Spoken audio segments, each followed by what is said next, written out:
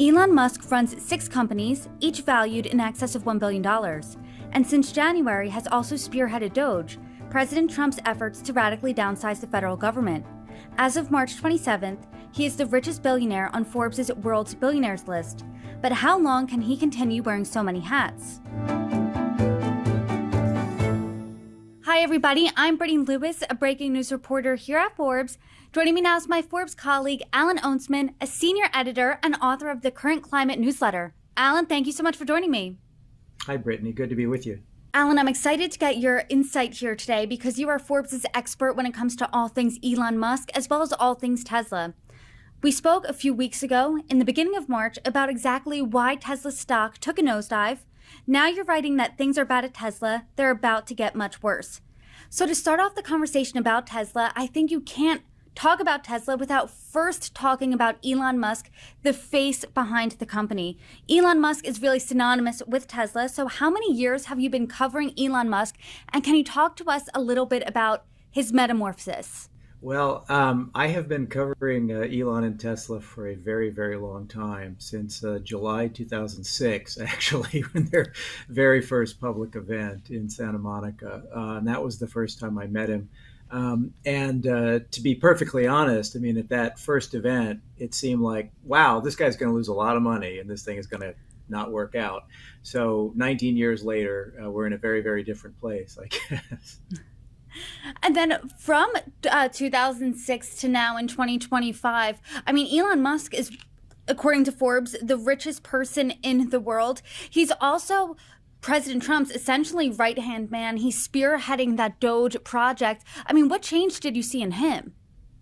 Well, I think you just hit the nail on the head there. I mean, aside from the unbelievable wealth that he's created, Elon Musk was never political, ever. I have no memory whatsoever of him having any particular interest in politics beyond Tesla getting its first low-interest government loan in 2010 or 2009 from the Obama administration.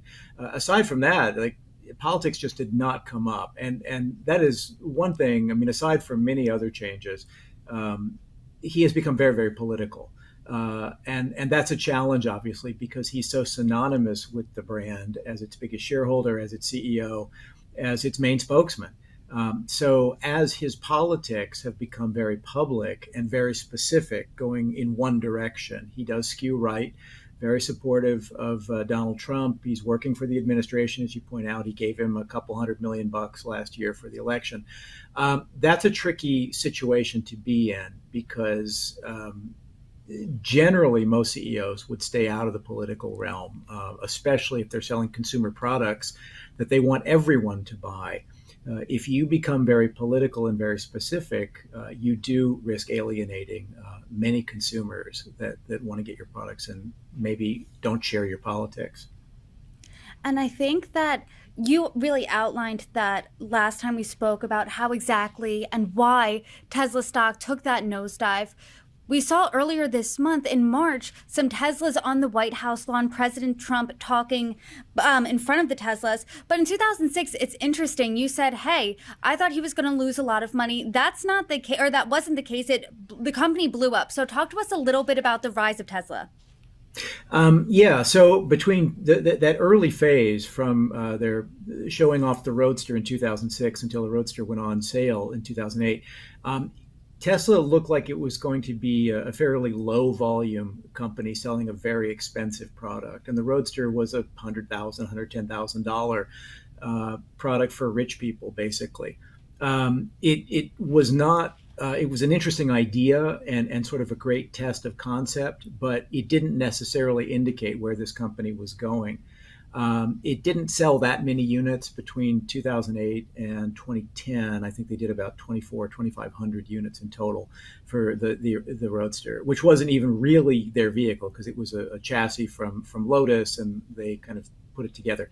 The big change and the real turning point was 2012 when the Model S came out. And so the Model S was just light years ahead of what the Roadster was. And that really kind of created a lot of the cachet that Tesla was associated with this very cool, cutting edge, high tech product that people were calling at the time an iPhone on wheels. It was seemingly so much more sophisticated than anything we'd seen before from Detroit and from German automakers and the Japanese and the Koreans and everyone else. No one had done anything quite like this. The types of technology that were available with upgradable features, over the air in terms of the operating system within the car. Great look, really fast. It was still pretty expensive. The Model S's were still pretty pricey in that initial period. But that was where Tesla planted its flag. And then the next huge jump came in 2017, 2018 with the release of the Model 3.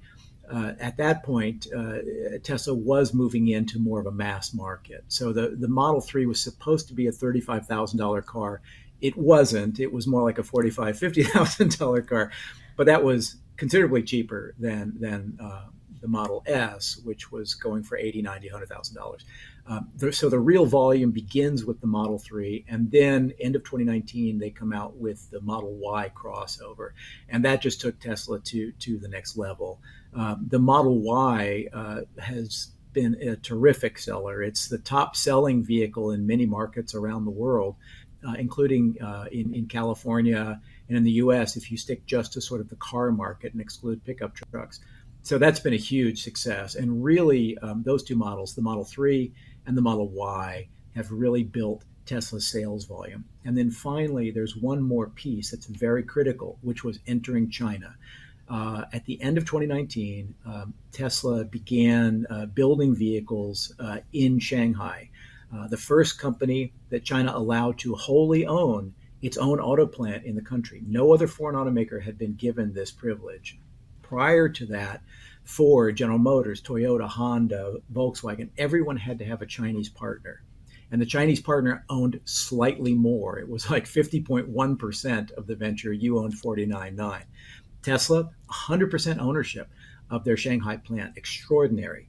And the reason that's important is not simply that they have a plant in China, but it's everything that opens up for them. China is by far the world's biggest auto market, but more importantly, it's the world's biggest EV market by a ton. It is exponentially larger than any other market in terms of how many EVs sell there. And the other piece for Tesla is having that plant in Shanghai gives it access to lower cost labor, lower cost parts, lower cost materials, cheaper battery cells, and better logistics, being able to move parts and vehicles around the country quickly. And that really changed everything for the company, because beginning in 2020, Tesla now becomes the most profitable automaker in the world.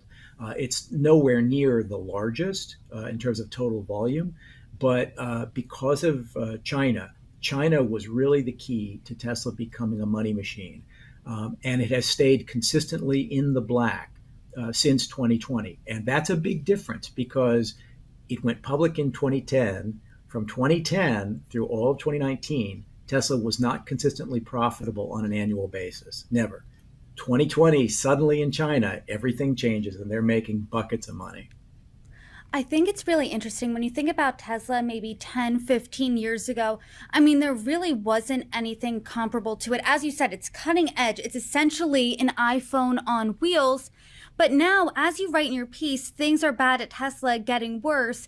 You're talking about some competitors in this piece as well. So when did you start seeing these viable competitors pop up onto the scene?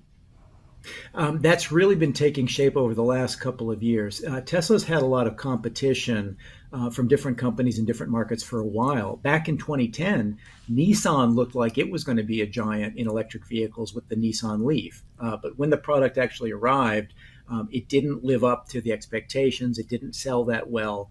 So it never became a serious competitor. Over the years in the US market, probably not until General Motors came out with the Bolt about 6 years ago. Did any automaker in the U.S. market have a price competitive product that could kind of like take some sales away from Tesla? But the Bolt never sold in the huge numbers that Model 3 or Model Y did. Where things really begin to get interesting is in China. because China, the government has prioritized for over the last 10 or 15 years electrification. And the reason for this is very simple. If you are a country that wants to dominate in a particular industry space, you look around and you say, well, the Germans and the Americans have been making internal combustion engines for over a century. They're really, really good at it. Are we going to be able to match what they're doing in that technology? No. Let's just skip it. Let's go to the next thing, because they see what Tesla is doing. And this was another reason why it suggested the Chinese government allowed Tesla to come into the market and gave it full access. They wanted local Chinese automakers to observe and study what Tesla was doing. And boy, did they ever, because you have begun to see, there have always been tons of automakers in China, but most of them did not have particularly impressive product until a few years ago. Now there has been this spectacular rise in the capabilities of domestic Chinese automakers, starting with BYD, which is quickly just turning into a giant. BYD is the world's second largest battery maker. It is the biggest automaker in China now. And unlike Tesla, it does some different things. It doesn't just do EVs, it does plug-in hybrids, which have a small gasoline engine, which have proved very popular in the Chinese market, especially in places where charging infrastructure isn't that great. But BYD has just been crushing it in terms of their sales volume. Tesla's Model Y last year was still the top-selling electric vehicle in China. However, cumulative sales for all of the BYD EVs are far greater because it has many, many more models. And the killer is they cost about half as much. They are so much more affordable. You can get, a base model electric vehicle from BYD, a small hatchback, for about $10,000 or $11,000. I mean, there's just nothing like that in the U.S. And if you're willing to pay $25,000, $30,000, $40,000, that gets you a very nice vehicle in the Chinese market. So their ability to compete on price is tough. And it's not just BYD. There are companies like Xiaomi from the consumer electronics firm that's been growing very rapidly. Geely, which has been around for a while. Zeekr, which is a new brand started by Geely. NIO, which started up just a few years ago, but has very compelling higher end EVs. The list just goes on and on and on. And of course, you also have CATL, which is a battery maker. And CATL is, just like BYD, is also a Tesla supplier of batteries in the Chinese market.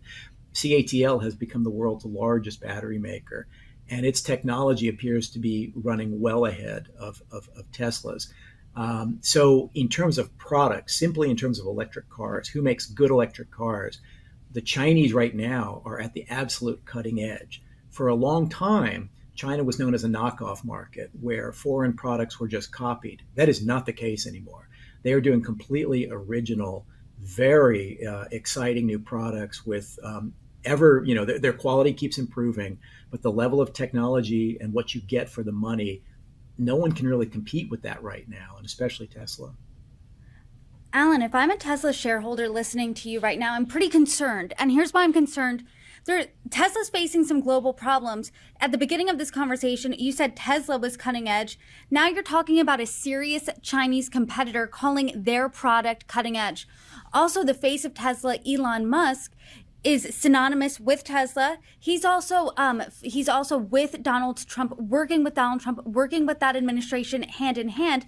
Trump, as we know, is a polarizing figure, not only in this country, but around the world. And Elon Musk has worse approval ratings in some polls than Donald Trump. So talk to us about all of these challenges Tesla faces. And is it more of a branding problem like Elon Musk, or is it more of a product problem? It's both. And that's not good. No. In China, in China, Elon Musk is personally very popular. He's still very popular. They don't care about his politics. It just doesn't rate. They like him as an exciting entrepreneur. That story is very compelling in China. The problem in China is much more fundamental. It's competition. It's that the domestic manufacturers are getting so good so fast, and that's a big problem there. To the other, pivoting to the other issue, you're exactly right. The controversy over his relationship with Trump and some of his public statements and behavior, that is creating real headaches for him. Certainly here in California, where I am, across the U.S., but also in Europe. The North American market and Europe are really turning hard against Tesla. We're seeing just terrible numbers in the first quarter, down over 40% in the first 2 months of the year in the EU. We don't know U.S. numbers yet, but it is expected that Tesla's going to be down double digit in the United States, certainly in the first quarter. The early indications in California, which has been Tesla's home market since its beginning, has nurtured this company, has been the most reliable, loyal market, is turning hard. It was down. The only month we really have a look at is January. Sales were down over 30% in the state of California, but the overall EV market was up for everybody else. So they were the only company that was down. That's likely to be the case across the U.S. This year, and the reason for that is very simple. If you talk to people that study demographic patterns, who buys electric vehicles, who are the core buyer base, it's really not surprising to discover that most, not all, but over half of EV buyers tend to self-identify as Democrat or more liberal leaning. As a result, if you are taking very hard right positions publicly and moving and associating your brand with right-wing politics, that's not going to attract a lot of people who have been your core buyers. And thus far, you mentioned earlier, Donald Trump had a promotional event at the White House saying, I'm going to buy a Tesla, and Sean Hannity at Fox News said, I'm going to buy a Tesla. Okay, they can do that. Elon Musk's favorability with Republicans and Trump supporters is rising. The same people, however, are not necessarily buying Teslas, and that's the challenge right now. The politicization of the brand is an unwise move. Again, if you want to keep sales growing, so that's kind of where the company finds itself right now. These two different buckets of problems. In China, it's a pure competitive issue. Outside of China, it's all of the other stuff with the image and the blowback to Doge and to Trump for many consumers. Elon Musk then sounds like a headache for Tesla. So what's the option here? Because he's the face of Doge. He's also running other companies. Would it behoove Tesla to remove him as CEO? But he is also the brains of the operation. I mean, what does that look like? And I mean, there's also a question of there's only 24 hours in a day. Is he even running Tesla? Objectively, no. I mean, at best, he's a part-time CEO. I mean, there's just no getting around that. It is not possible for anyone to do what he's doing. And it's 6 companies ostensibly that he leads, separate from his Doge responsibilities. Getting back to this other issue of China, the competitive challenge. Well, if you have a distracted CEO that hasn't been laser focused on future products and the things you need to do to grow the business, if you're not paying attention to that, you shouldn't be surprised if problems begin to develop. And it does feel in many ways that he's giving away this first mover status that Tesla has enjoyed as the preeminent electric vehicle maker for a decade. BYD will certainly pass Tesla in global electric vehicle sales this year. There's just no question about it. BYD is already bigger than Tesla in terms of total sales volume and revenue. It passed Tesla in revenue for the first time last year. But BYD's total sales also, as mentioned earlier, include things like plug-in hybrids and some other types of vehicles that Tesla doesn't do. If you pull those away and just say battery-only cars, BYD will be far larger than Tesla. Its volume could be maybe close to double what Tesla does this year. Analysts right now are downgrading their estimates for Tesla's sales volume. It had its first annual decline in 2024. Right now, the expectation is it will have another one in 2025. And a key reason for that, separate from how people feel about Elon and his politics and these things like that, is the product line is getting kind of stale. The Model 3 came out in 2017. The Model Y came out at the end of 2019. The Cybertruck came out in 2023, but the Cybertruck is too expensive. It's too nichey. That's not a volume vehicle. It's not a mass market product. And it's been somewhat controversial. Tesla has failed to kind of fill out the product line. And again, that can go back to a CEO who's not paying attention. And I don't know what the easy fix for that is in the near term. President Trump said he's slapping vehicles that are imported as well as some imported auto parts with a 25% tariff. If you're Tesla, what are you thinking about that news? Is that helping you? Is that hurting you? What does that look like? Well, there are some people that say that Tesla is a winner in this because it's so heavily concentrated with its manufacturing base in the United States. I mean, it doesn't export from China to the U.S. It builds products in California and Texas at plants for the U.S. market. So on that level, it's fine. And Tesla has vertically integrated many of its manufacturing operations.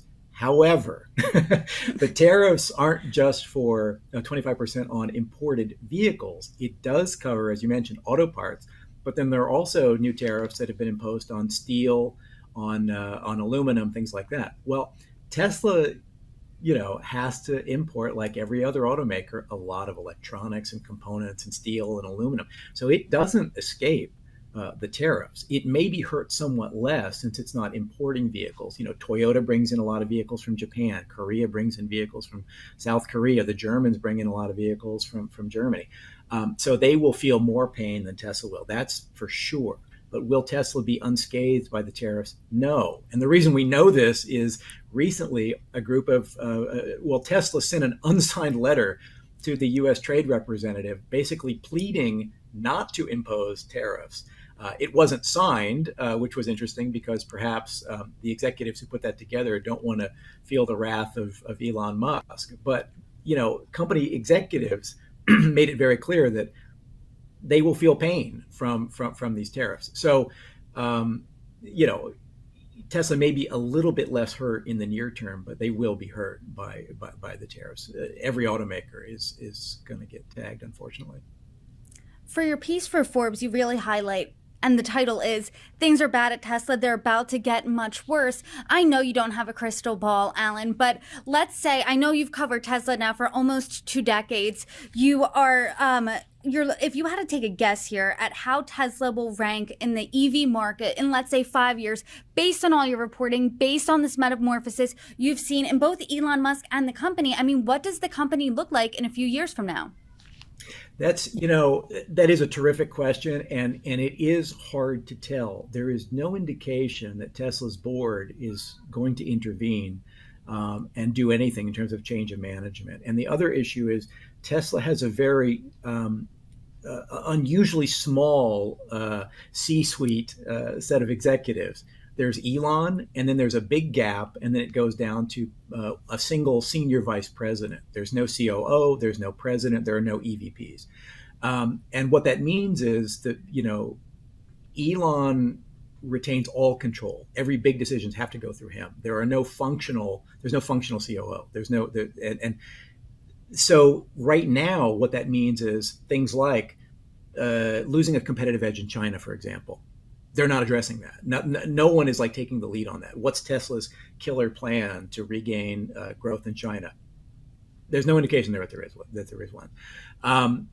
So what does that mean? That means if Tesla's volumes keep shrinking, their sales volumes go down, their margins get worse, their sales in China go down, their margins get a lot worse. Well, that puts the company in a very awkward position. It no longer has this halo that it's enjoyed. It gets the Elon Musk premium for many years because he did remarkable things in the company's, formative years, its first, decade and a half. So it is, it trades much higher than any other automotive stock in the world by a lot. And a lot of that is the Elon premium. If things continue on the path they're on right now, the future does not look bright at all. And it's all of these things. It's the perception of the brand. It's the competitive challenges that it faces. Those have to be dealt with. And there's no indication that that's happening. So again, barring no change over the next couple of years, it's not a happy future for Tesla. And the issue is all of this is fixable. I mean, it's really not, these aren't unsolvable problems, but we're not seeing a solution, any signs of a solution. I don't think Elon will step away, and I don't think the board will remove him. And even if they try to put in more of a management structure, if you're the COO of the president, everything's going to have to still be signed off by Elon. So he has so disproportionate amount of influence in the direction of the company. So that makes things very, very difficult. I do know for sure that 5 years from now, BYD, Xiaomi, Neo, Geely, all these companies are going to be so much bigger. And the reason I know that is it's already happening. They're not here. We block them in the United States because of tariffs, but they're booming in Latin America. They're booming in Australia. They're booming in Europe. They're entering all of these other markets. So it's already happening. And as you watch this unfold, that's why the piece is saying, it's about to get worse, because there are these very serious problems that are not being addressed. And so again, the only prediction I would make is if nothing changes, the future is not a bright one. Well, Alan, I really appreciate your reporting here. I appreciate your expertise and your insight. And I know there are plenty of more conversations to have about Elon Musk, to have about Tesla, and I hope we have them soon. Thank you so much for joining me. Thanks, Brittany. Fun to be with you.